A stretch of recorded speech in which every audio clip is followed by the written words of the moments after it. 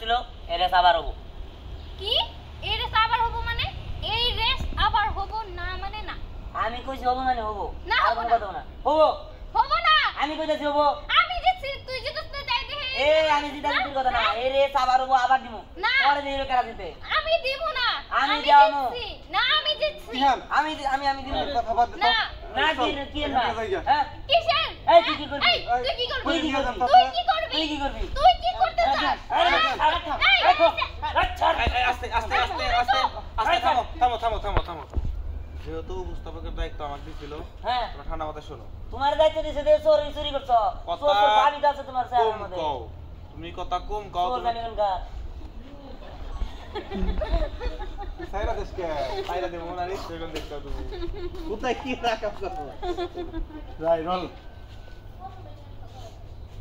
রাউইছে আমার বিচারটা মানো তোমরা দুই পক্ষ এনাকে চেয়ারম্যান সাহেব উচিত নাই আজকে পরিয়ে দিচ্ছে তোমরা যদি চাও আবার ওই রেস হবে রে আর শব্দ শুনলে মনে করবো অ্যাকশন চুপ করো এই চুপ করো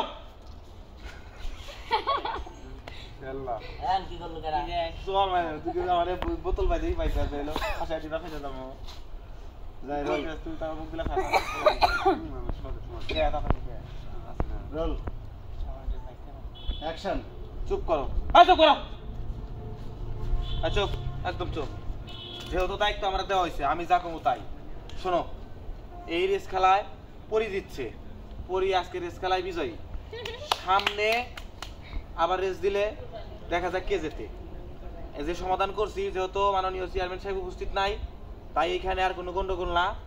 আবার যখন চেয়ারম্যান সাহেব উপস্থিত থাকবে তখন দেখা যাবে তোমরা যা যাও বাচ্চারা যাও হইছে এর মধ্যে সব তো আমি নিমই